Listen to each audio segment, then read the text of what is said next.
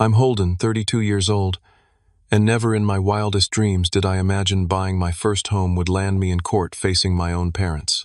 There's something surreal about seeing the people who raised you sitting on the opposite side of a courtroom, anger in their eyes. 10 years of working non-stop, living on ramen noodles, saving every penny, all for this moment. When that certified letter arrived, just weeks after I closed on my house, I couldn't believe what I was reading. Before I tell you how my own parents dragged me to court, drop a comment letting me know where you're watching from, and hit that like and subscribe button if you've ever had family try to control your life decisions. Growing up in a middle-class neighborhood in Michigan wasn't particularly remarkable on the surface. Our house was modest but comfortable, the kind of place where neighborhood kids would gather to ride bikes or play street hockey. From the outside, we probably looked like the perfect American family: mom, dad, a son, and a daughter. But inside those walls was a different story entirely. My parents, Martha and Robert, had a thing about control, especially when it came to money and possessions. Looking back now, I can see how abnormal it was, but as a kid I thought every family operated this way. One of my earliest memories was being 4 years old and having my mom explain that the new toy truck my grandparents had given me for Christmas didn't actually belong to me. "It belongs to the family, Holden," she said, firmly placing it on a shelf. "We all share everything here." That became the mantra of my childhood. Nothing was ever truly mine. Birthday gifts, Christmas presents, even the clothes on my back were considered family property. My sister Natalie and I weren't allowed to keep anything in our rooms that our parents couldn't inspect or take away at any moment. I remember clearly the devastation of my 10th birthday. My grandparents had given me a brand new Game Boy, the thing I'd been dreaming about for months. I was ecstatic already, planning which games I would save up for. 3 days later, I came home from school to find it gone. Mom had returned it to the store because it was too extravagant. When I started crying, my father sat me down for a lecture about materialism and family priorities. "We make decisions as a family, son. Individual wants don't come before family needs."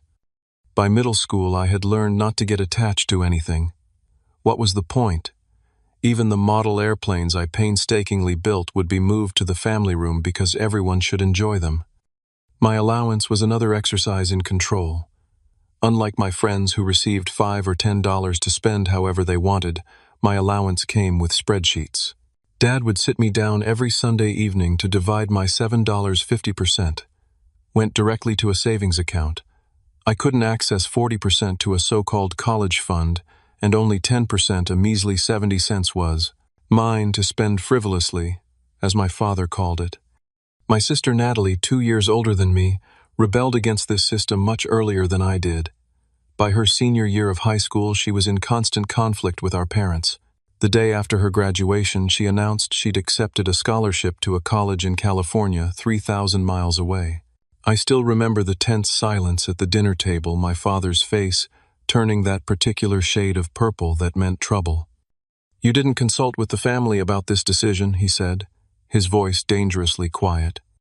"It's my life," Natalie responded, looking him directly in the eye. She left 2 weeks later and rarely came back. For years, she was the family cautionary tale, the daughter who abandoned her responsibilities. Now I understand she was just the first to break free. When I turned 16 and got my first real job bagging groceries at the local supermarket, I was so proud to receive my first paycheck. That pride quickly evaporated when my parents insisted I hand over 80% of it for safekeeping. They created what they called a family investment fund that supposedly would benefit all of us eventually. Whenever I asked for details about this fund, the conversations would turn circular, with vague references to future security and teaching financial responsibility. My high school years passed with this same pattern, working various part-time jobs, surrendering most of my earnings, and being made to feel selfish whenever I wanted to make a purchase. Meanwhile, my parents had access to my bank account and monitored every transaction. A $10 movie ticket would trigger an interrogation about wasteful spending. When college acceptance letters arrived, my dreams of going to State University with my best friend Marcus were quickly crushed. Despite receiving a partial scholarship, my parents insisted I attend the local community college and live at home to save money. The fact that living in the dorms might actually have been cheaper with my scholarship was irrelevant.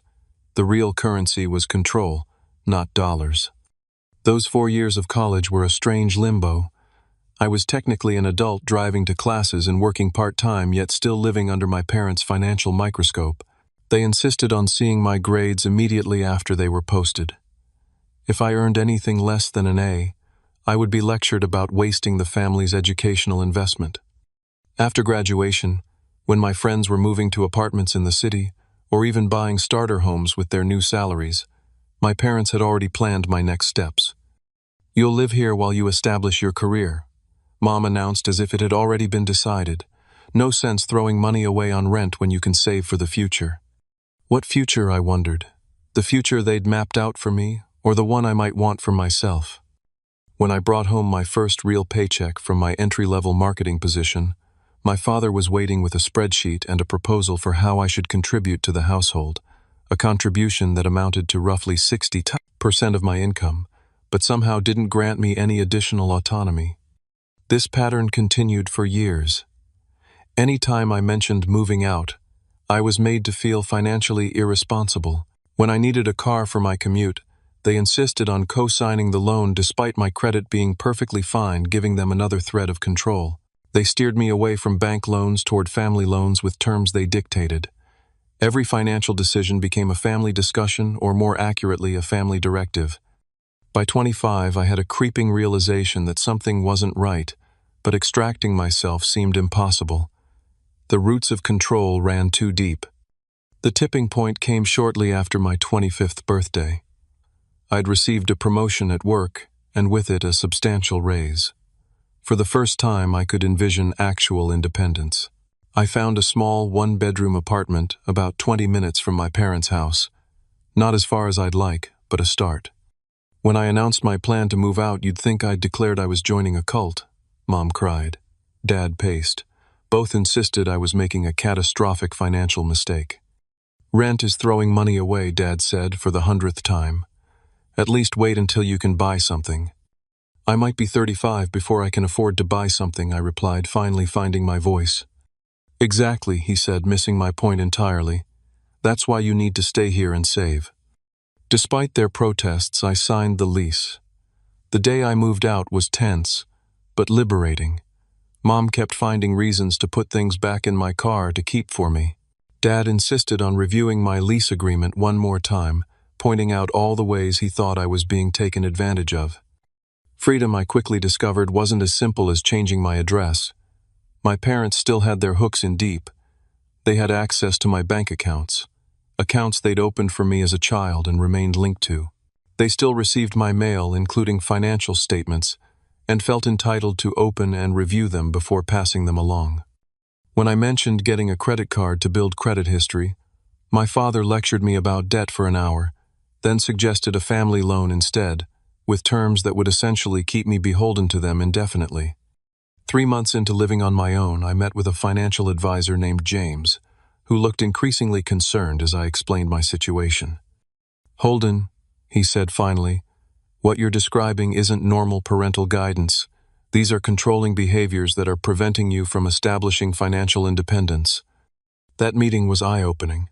James helped me create a plan, open new bank accounts at a different bank, redirect my direct deposit, establish credit in my name alone, and most importantly, set clear boundaries with my parents about financial information.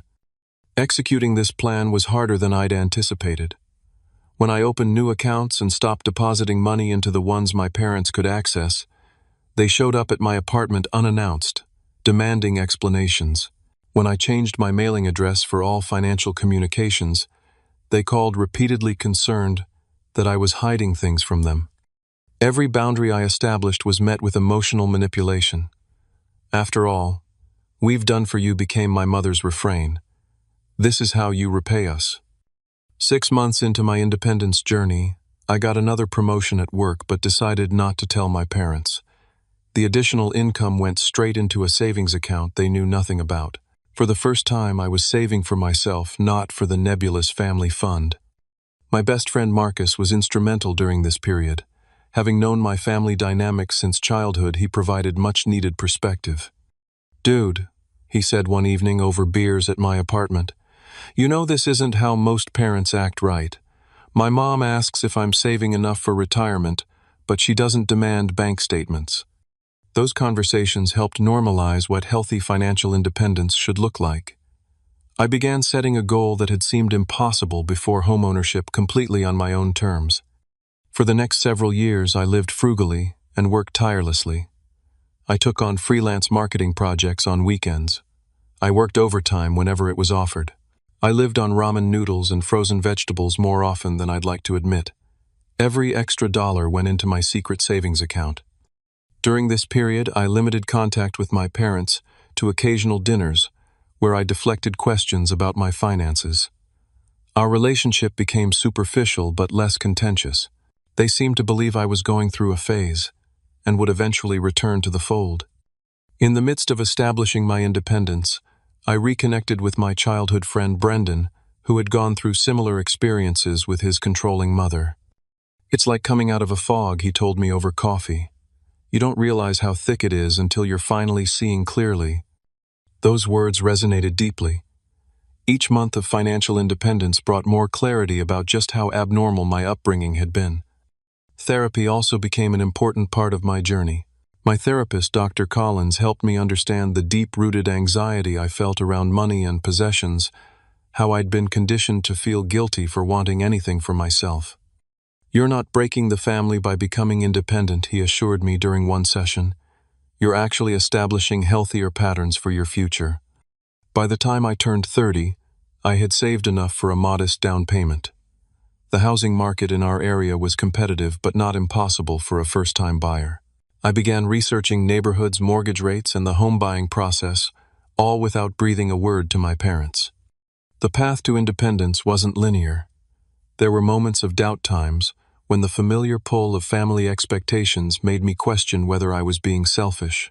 But with each passing month of making my own decisions, paying my own bills, and saving money that was truly mine, I grew more confident in my right to an autonomous adult life.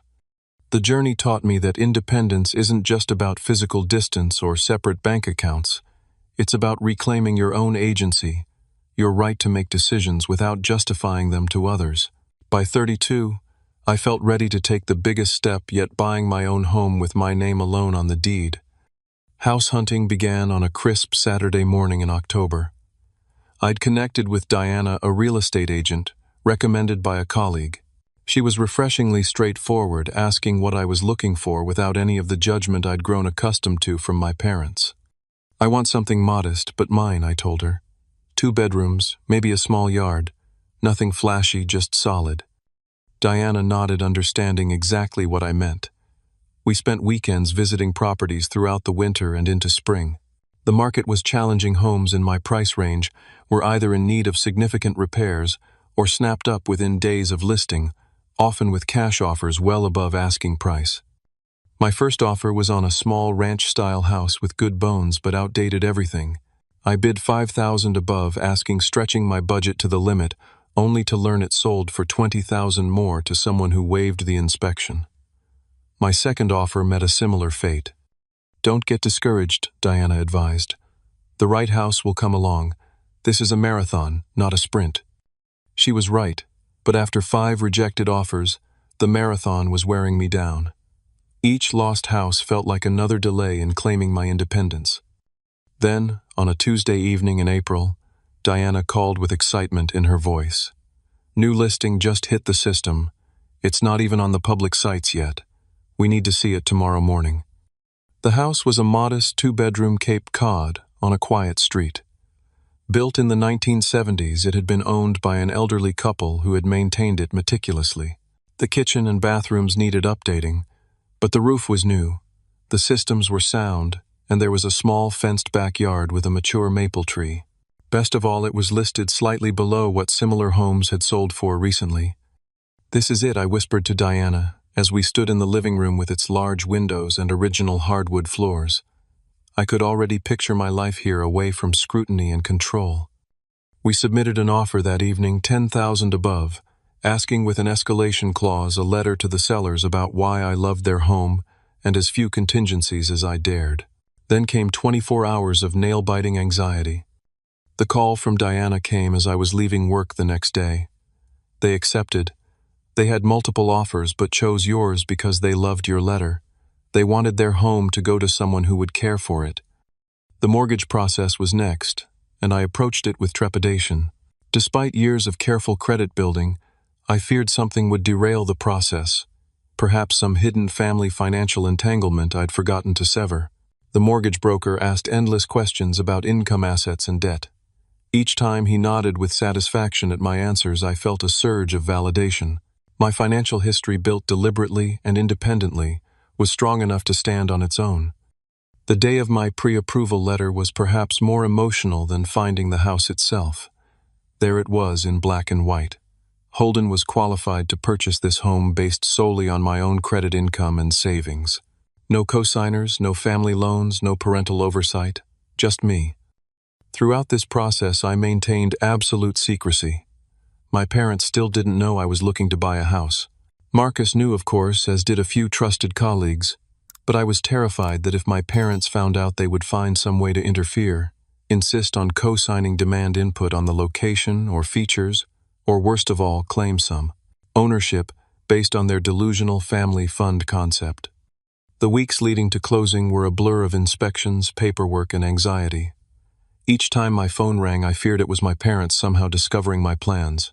Each document I signed felt like another step toward true freedom. Closing day arrived in late May. Sitting at that long table signing paper after paper, I kept expecting something to go wrong, for the attorney to say there was a problem, for my parents to burst through the door, for the whole dream to evaporate. But none of that happened. Instead, the seller's attorney slid a set of keys across the table. "Congratulations, homeowner," she said with a warm smile. I sat in my car afterward, keys in hand, and wept. They were tears of relief, of accomplishment, of finally breaking free from the patterns that had constrained me for so long. Moving day was a celebration. Marcus arrived early with coffee and donuts. My colleagues Rachel and Sam came with their pickup trucks. By sunset, my modest possessions were arranged in my very own house. We ordered pizza and sat on the floor of my living room toasting with beer because I hadn't unpacked the glasses yet. To Holden, Marcus raised his bottle. Who did this completely on his own terms. That first night alone in the house was surreal. The unfamiliar creaks and sounds kept me awake, but not unpleasantly so. This was my roof, my walls, my future. I walked through each room at midnight, touching door frames and windowsills, still hardly believing they belonged to me. The next few weeks were filled with small projects: painting the living room, replacing cabinet hardware in the kitchen, fixing a loose banister on the stairs. Each repair, no matter how minor, filled me with satisfaction. No one could tell me which color to choose or criticize my handiwork. The decisions were mine alone. My neighbors, the Johnsons, stopped by with a homemade pie and welcome card. Other neighbors waved from their yards or introduced themselves when I was mowing the lawn. This sense of community, freely chosen rather than imposed, was another unexpected joy of homeownership. After 2 weeks of settling in, I decided it was time to tell my parents. Despite everything, I wanted them to be part of this milestone. Perhaps naively, I hoped they would be proud of what I'd accomplished. I invited them for dinner the following Sunday, not mentioning it was at my new house rather than my apartment. I spent that Sunday cleaning obsessively and preparing my mother's favorite lasagna recipe. I set the table with new dishes, arranged fresh flowers from my garden, and tried to calm the anxiety churning in my stomach. At 5 o'clock, I texted them the address, simply saying, "I have a surprise. Come to this address instead of the apartment." At 5:30, their car pulled into the driveway. I watched from the window as they looked at the house in confusion, checking the address again. Then I opened the front door and stepped onto the porch. "Welcome to my home," I said, trying to keep my voice steady despite my pounding heart. "I bought a house."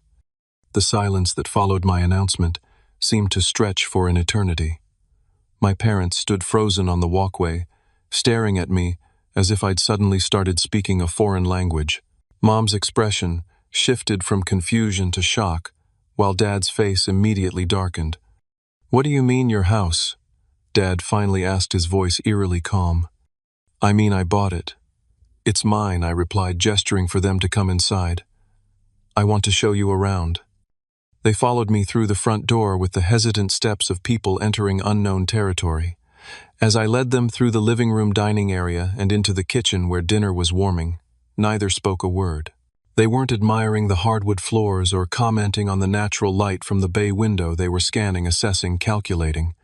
The house tour continued in this uncomfortable silence until we reached the second bedroom, which I'd set up as a home office. Dad stopped in the doorway, finally turning to face me directly. "How could you afford this?" he demanded. The question wasn't asked with curiosity or pride, it was an accusation. "I've been saving for years," I answered truthfully, "and I got a conventional mortgage." "Years," Mom repeated, her voice rising. "You've been planning this for years without telling us." I nodded, trying to maintain my composure. I wanted to do this independently. That's when the dam broke. Mom's eyes filled with tears, not happy ones. "After everything we've done for you," she said, her voice trembling, "all the sacrifices we made, all the financial guidance we provided, and this is how you repay us, with deception. I wasn't trying to deceive you, I defended myself. I just needed to make this decision on my own." Dad's laugh was humorless. "On your own? With what money exactly? The money you earned while living under our roof for 25 years. The money we helped you save by charging minimal rent. That money belongs to the Family Investment Fund." There it was, the mysterious family fund, suddenly relevant when they realized I had assets they hadn't controlled. "That's not how it works, Dad," I said, feeling a lifetime of suppressed frustration rising in my chest. "I earned that money. I saved it. This house is the result of my work." "Your work," he scoffed. "Who paid for the education that got you that job? Who taught you financial discipline? Everything you have is because of what we built." The conversation rapidly deteriorated from there. Years of resentment erupted from both sides. I finally voiced what I'd never dared before, how their control had been suffocating, how their financial guidance had really been manipulation, how I'd lived in fear of their disapproval over the smallest purchases. Mom gasped as if I'd slapped her. "How dare you? We only wanted what was best for you. We protected you from making costly mistakes." "You protected me right out of having any confidence in my own decisions," I countered. Dad was pacing now, his face flushed with anger. "This is unacceptable, Holden. Completely unacceptable. We had an understanding about family finances." "No, you had expectations. I never agreed to them as an adult." The lasagna sat forgotten in the oven as 3 decades of dysfunctional family dynamics played out in my new living room. When I refused to acknowledge their claim to my savings or home equity, Dad grabbed his keys. "You'll regret this betrayal," he said, pointing a finger at me. "Mark my words." They stormed out the front door, slamming with enough force to rattle the windows.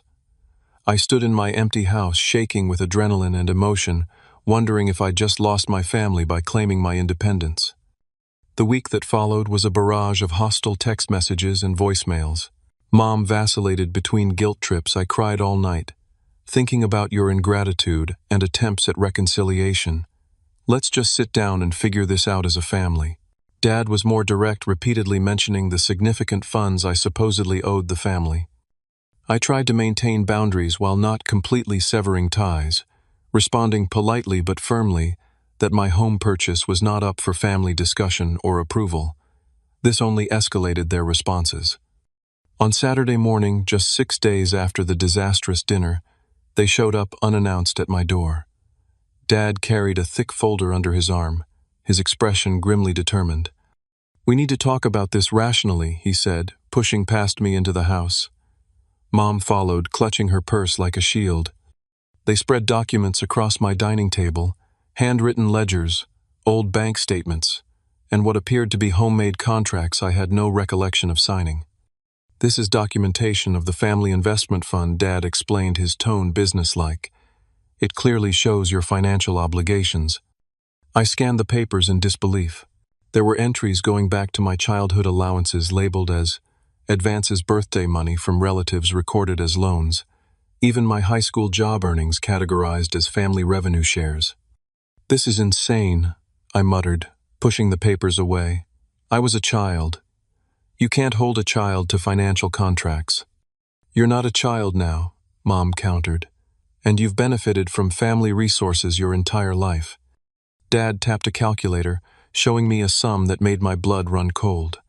This is the current value of what you owe the fund, with very reasonable interest applied.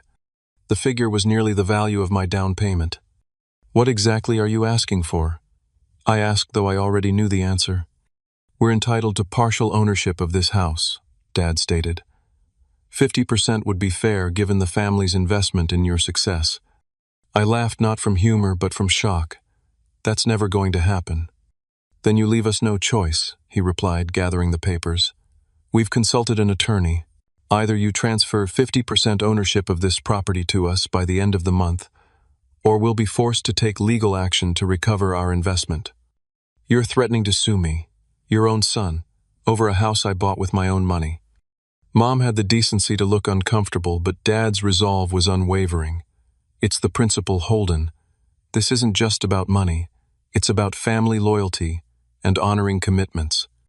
I showed them to the door, maintaining a calm I didn't feel. I think you should leave now, and I think you should reconsider this course of action. The ball is in your court, Dad said as they left. 50% ownership, or we'll see you in court. I spent the weekend in a state of anxious disbelief, consulting online legal forums and trying to determine if their threats held any water.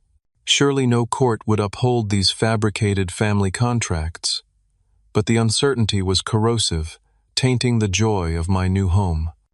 When I refused to respond to their ultimatum, the certified letter arrived exactly as threatened. My own parents were suing me for partial ownership of my house and financial compensation from the family investment fund. The court date was set for 3 weeks later.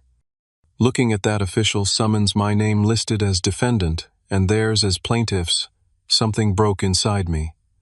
This was no longer about money or property. It was about breaking free from a lifetime of control once and for all.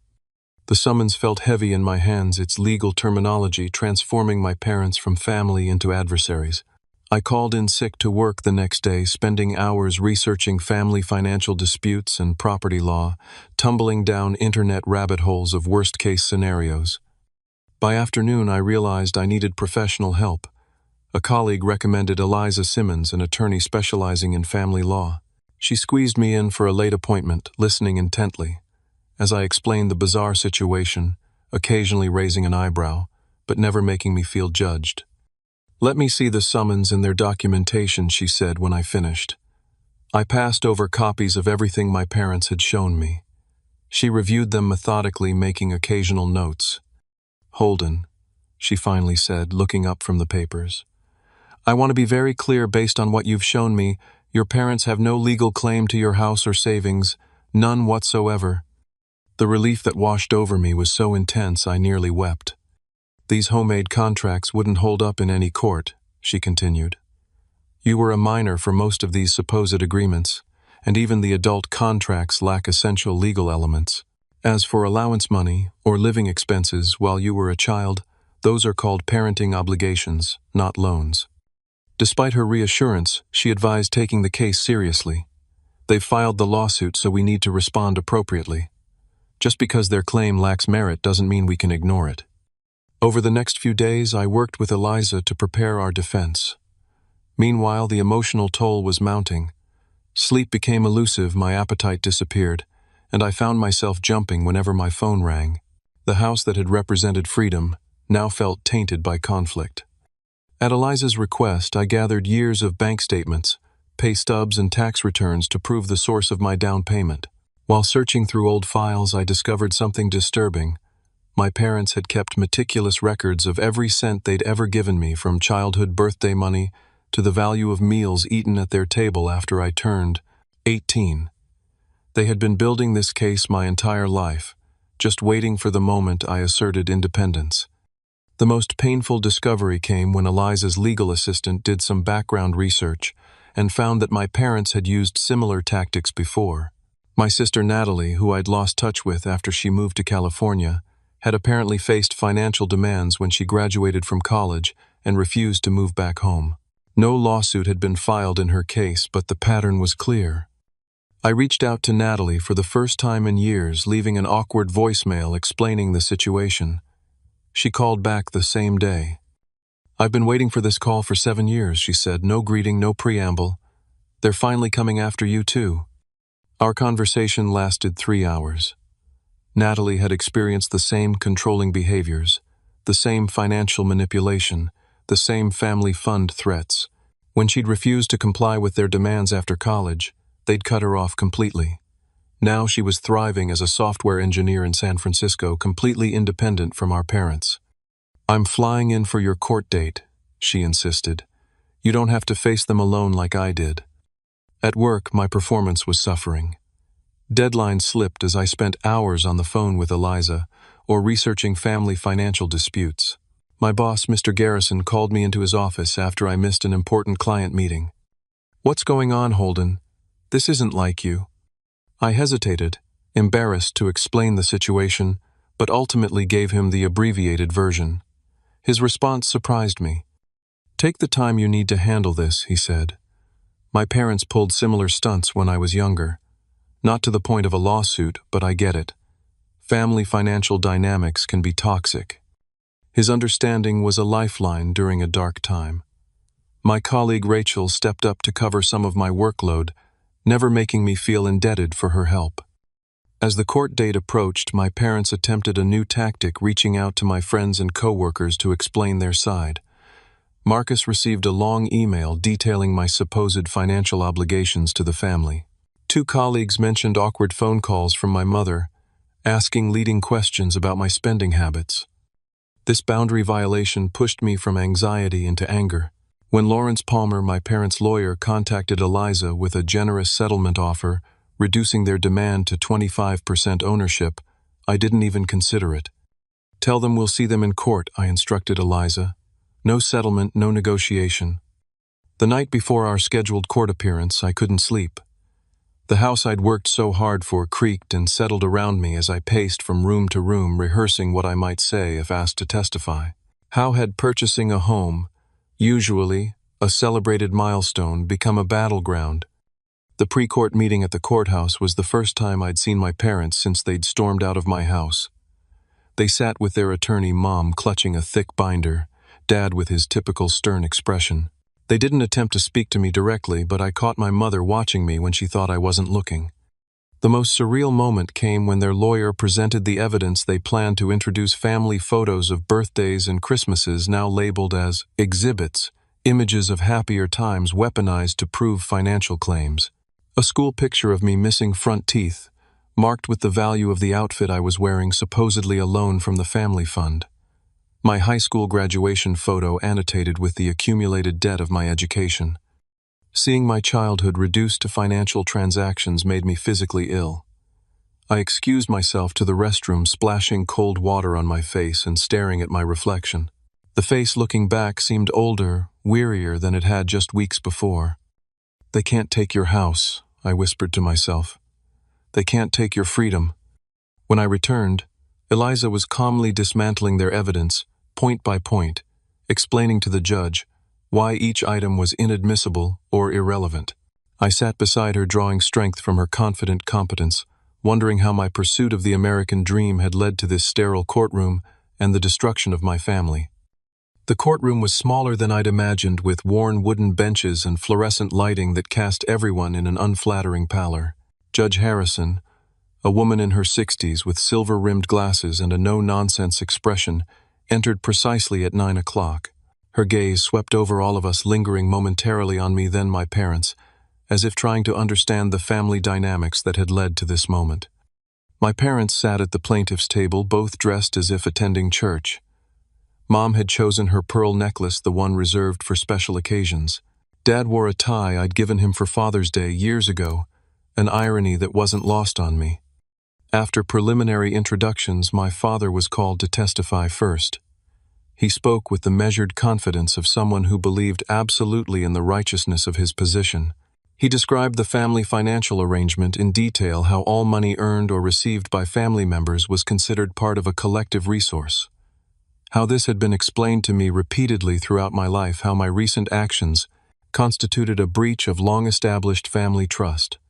"We never intended to be in this courtroom, Your Honor," he said, his voice catching in what seemed like genuine emotion. "We only want what's fair for the family as a whole." Holden benefited from family resources, his entire life resources, that could have gone to other purposes if we'd known he would later refuse to honor his obligations. Mom's testimony was more emotional. She described the sacrifices they'd made for my education, the countless hours spent teaching me financial responsibility, the family meals and vacations, all framed as investments in my future. Tears welled in her eyes as she spoke of feeling betrayed by my secrecy. "We just want him to acknowledge the family's contribution to his success," she said, dabbing at her eyes. "Is it so wrong to expect some return on our investment in our son?" That phrase, "return on our investment," hung in the air, revealing more about their perspective than perhaps she intended. Their lawyer presented the meticulously kept ledgers, the childhood contracts, the calculated value of parental support over the years. He showed photos of me using items purchased with family funds and bank statements from my teenage years with withdrawals highlighted as evidence of money I supposedly owed. Judge Harrison listened impassively occasionally, asking clarifying questions that gave no indication of her thoughts on the matter. When it was our turn, Eliza's approach was methodical. She established my employment history, my consistent saving patterns, the mortgage approval process that verified my financial independence. Then she asked me to take the stand. Facing the courtroom from the witness box was intimidating. My parents watched me with expressions that mingled anger, hurt, and something else, perhaps fear that their control was truly slipping away. I described my childhood and young adult years as factually as possible: the restriction of personal ownership, the appropriation of earned money, the emotional manipulation tied to financial decisions. I explained how I'd built credit saved independently and purchased the house with no assistance from anyone else. "Did you ever, as an adult, explicitly agree that your parents would have ownership rights to property you purchased independently?" Eliza asked. "No, never," I replied firmly. "I always assumed that earning my own money meant I could make my own decisions about how to use it." Judge Harrison interjected with her own question. "Mr. Wilson, at what point did you become aware of this so-called family financial arrangement as a formal obligation rather than simply parental guidance?" I considered carefully. "In all honesty, Your Honor, it was always presented as how things are done in this family. There was never a moment where I was given a choice to opt in or out as an adult." The judge nodded thoughtfully. The most unexpected testimony came when Natalie took the stand.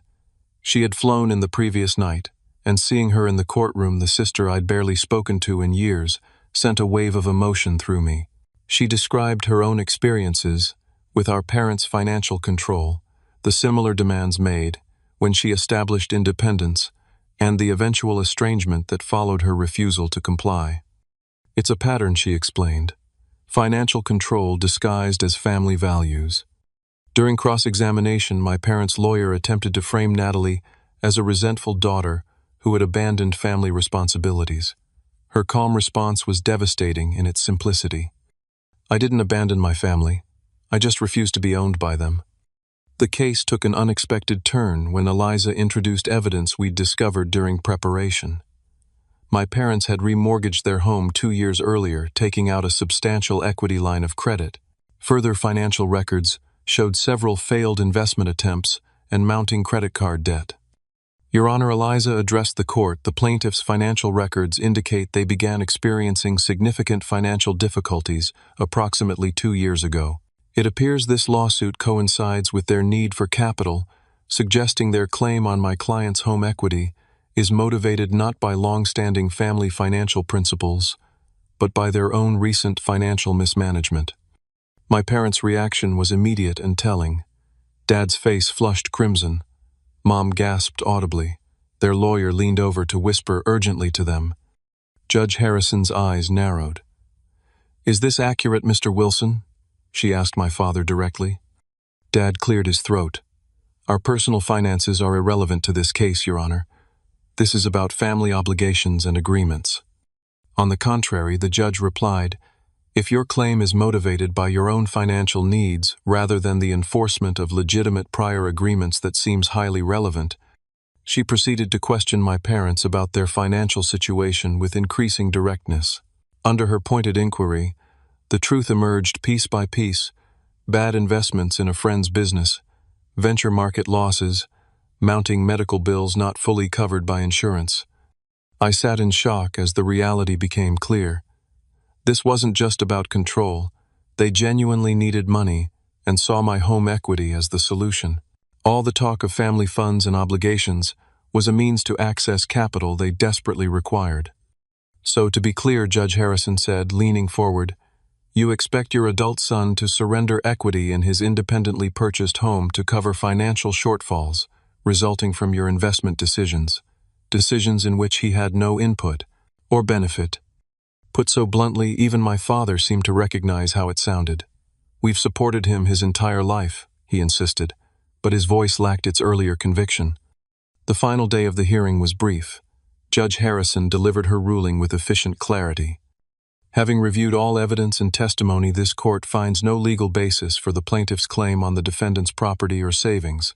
No enforceable contract exists, no loan documents were properly executed, and no evidence of fraudulent acquisition has been presented. Furthermore, the court finds the plaintiff's claim appears motivated primarily by their own financial difficulties, rather than any legitimate prior agreement. She dismissed the case entirely, adding a stern warning against any further legal action on the same grounds. The courtroom seemed to exhale collectively. Eliza squeezed my arm in quiet celebration while across the aisle my parents sat motionless, the reality of their defeat sinking in. As we gathered our belongings to leave, my parents approached, stopped by their lawyer, who whispered something in their ears, then continued toward me. Dad's face was a mask of cold anger. "This isn't over," he said quietly. "You've chosen property over family. Remember that." Mom said nothing, her expression unreadable. "No, Dad," I replied, finding strength I didn't know I possessed. "I chose independence over control. There's a difference." They turned and walked away. In the courthouse hallway, Dad's parting words hung in the air between us. "You're no longer our son."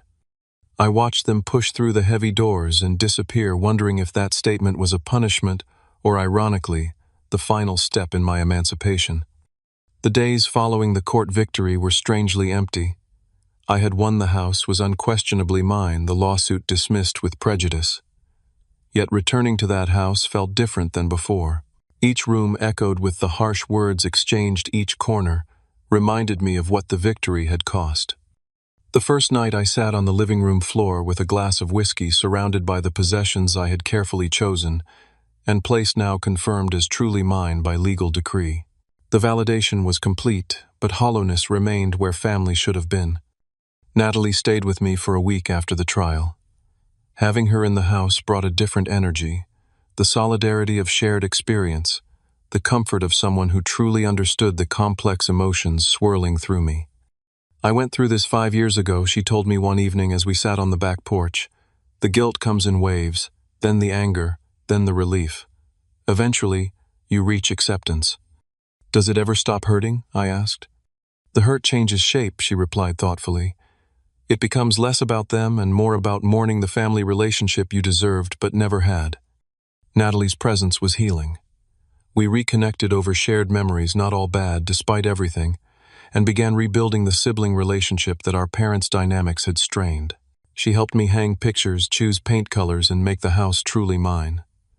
When she left to return to California, we promised to visit each other regularly, a new bond forged through shared trauma and recovery.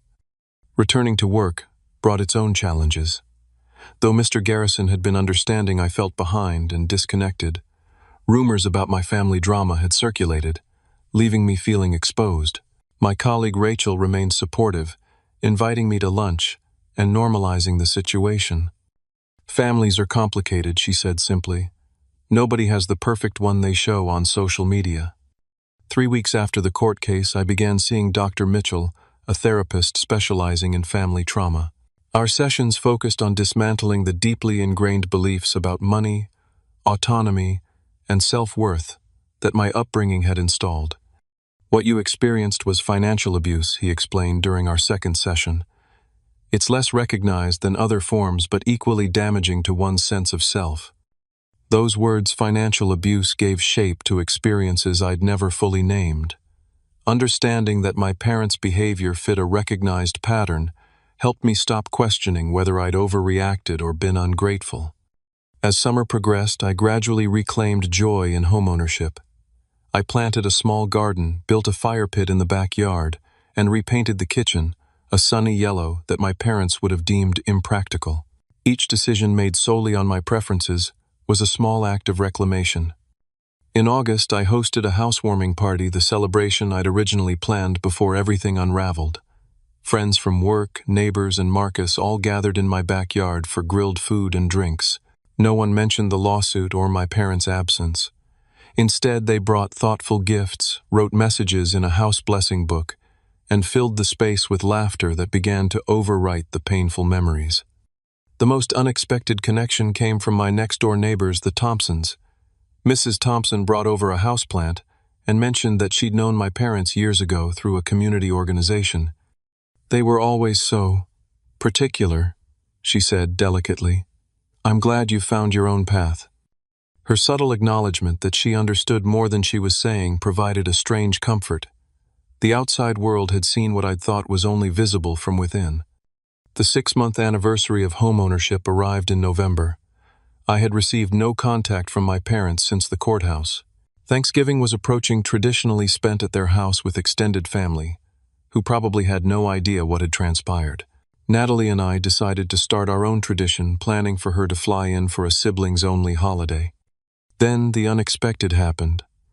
A week before Thanksgiving, I received a card in the mail, not from my parents directly, but from my mother's sister, Aunt Teresa. The card expressed concern about the family rift and mentioned that my parents were struggling with pride but missing their children. Enclosed was a business card for Dr. Collins, a family therapist, with a note suggesting he had helped other families navigate similar conflicts. After discussing it with Natalie and my own therapist, I made a difficult decision. I called Dr. Collins and arranged a mediated session with my parents at his office, neutral territory, where boundaries could be enforced by a professional. The meeting was scheduled for the Saturday after Thanksgiving. Natalie flew in early, and we spent the holiday cooking together in my kitchen, creating new memories untainted by the past. We discussed our expectations for the meeting, not reconciliation necessarily, but perhaps understanding. "I don't need them in my life to be whole," Natalie said, as we washed dishes that evening, "but I'd like them to acknowledge what happened." Walking into Dr. Collins' office that Saturday was one of the hardest things I'd ever done. My parents were already seated when we arrived, both looking older than they had in court just months earlier. Mom had been crying. Dad sat stiffly, his expression guarded. Dr. Collins established ground rules: no interrupting, no financial discussions, focus on feelings rather than accusations. For the first hour, communication was stilted and defensive. Dad relied on phrases like, "We only wanted what was best and you misinterpreted our intentions." Mom alternated between tearful apologies and subtle guilt trips. The breakthrough came when Dr. Collins asked a simple question: "What are you afraid would happen if you didn't control your children's finances?" The silence stretched uncomfortably. Finally, Dad spoke, his voice stripped of its usual authority. "Failure," he admitted. "We were afraid they would fail, and it would be our fault for not teaching them properly." That single moment of vulnerability opened a path to genuine conversation. We learned that their own parents had been financially irresponsible, leaving them insecure and determined to create stability at any cost. The control that had suffocated Natalie and me had been their misguided attempt at protection. Understanding their motivations didn't excuse their actions, but it helped me see them as flawed humans rather than deliberate tyrants. By the end of the session, my parents had acknowledged grudgingly but genuinely that their methods had been harmful despite their intentions. "We don't expect immediate forgiveness," Dr. Collins clarified as the session concluded. "Today was about understanding, not reconciliation. That may come with time and continued work." My parents nodded, subdued, but present in a way they hadn't been before. As we prepared to leave, Mom asked hesitantly if she could see photos of my house. It was a small gesture, but significant, an acknowledgement of my independent life. In the months that followed, we established a new kind of relationship, not close but not entirely severed. Occasional phone calls, carefully avoiding financial topics. A birthday card with no strings attached. Small steps toward a relationship based on respect rather than control. The 1-year anniversary of becoming a homeowner arrived in May. I took the day off work to reflect on the journey, not just the purchase itself, but everything that had followed. Sitting in my backyard under the maple tree, I realized how much I had grown beyond the financial independence I'd initially sought. I had learned to set boundaries without guilt. I had reconnected with my sister. I had created a home that was truly a sanctuary. Most importantly, I had broken the cycle of financial control that might otherwise have continued into the next generation. For the first time, I invited my parents to join Natalie and me for a small anniversary dinner. The evening was not without tension, but it was civil, even pleasant at moments. As they prepared to leave, Dad paused in the doorway. "You've done well with the house," he said awkwardly. "The yard looks nice." From him it was monumental praise. That Thanksgiving, 1 year after the first tentative steps toward healing, I hosted dinner in my home. Natalie came, as did Marcus and a few close friends. My parents accepted the invitation with noticeable trepidation, but arrived bearing a homemade pie and making visible efforts to respect my space and choices. As we gathered around my dining room table, the very table where they had once spread their lawsuit documentation, I felt the weight of the journey we had traveled.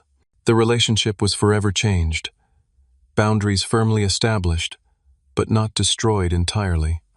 Independence, I had learned, wasn't just about having my name on a deed or maintaining separate finances.